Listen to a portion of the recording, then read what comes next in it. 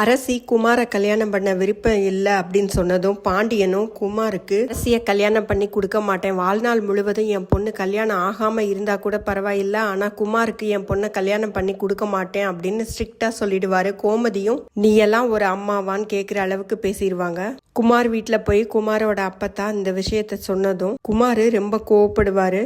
அவளே சொல்லிட்டாளா என்னை கல்யாணம் பண்ணிக்க மாட்டேன்னு, பாக்குறேன் அவளுக்கு வேற யாராச்சும் மாப்பிள்ளை கிடைப்பாங்களா என்ன அப்படின்னு சொல்லி ரொம்ப கோவமா பேசுவாரு.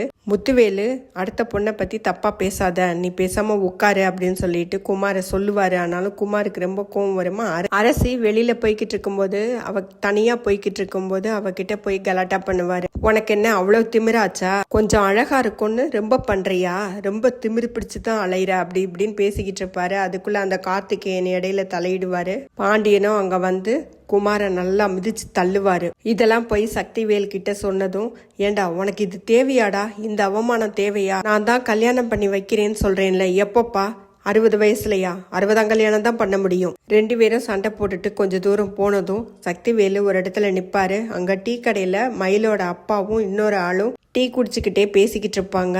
மயில் எங்க வீட்டுல வந்து இருக்கிறதுனால மயிலோட தங்கச்சி சுடருக்கு கல்யாணம் ஆகுமோ என்னமோ தெரியல அப்படின்னு சொல்லி மாணிக்கம் இன்னொரு ஆள் கிட்ட புலம்பிக்கிட்டு இருப்பாரு. இதெல்லாம் கேட்ட சக்திவேலுக்கு குமாருக்கு மயிலோட தங்கச்சி சுடரை கல்யாணம் பண்ணணும் அப்படிங்கிற ஒரு எண்ணம் வரும். எப்படியா இருந்தாலும் பாக்கியம் ஒரு பணப்பேய், கண்டிப்பா இதுக்கு ஒத்துக்குவாங்க. ஆனா சுடரு இந்த கல்யாணத்துக்கு ஒத்துக்க மாட்டாங்க, மயிலும் இந்த கல்யாணத்தை நடத்த விட மாட்டாங்க. பாண்டியன் அரசிய கார்த்திகேயனுக்கு கல்யாணம் பண்ணி கொடுக்கணும்னு யோசிப்பாரு. ஆனாலும் எனக்கு என்னவோ இனி வரும் எபிசோட்ல குமாரோட அப்பத்தாவுக்கு ரொம்ப உடம்புக்கு முடியாம போய் கடைசியில குமாருக்கும் அரசிக்கும் தான் கல்யாணம் ஆகுற மாதிரி எடுப்பாங்கன்னு தோணுது. உங்களுக்கு என்ன தோணுதுன்னு மறக்காம கமெண்ட்ல சொல்லுங்க.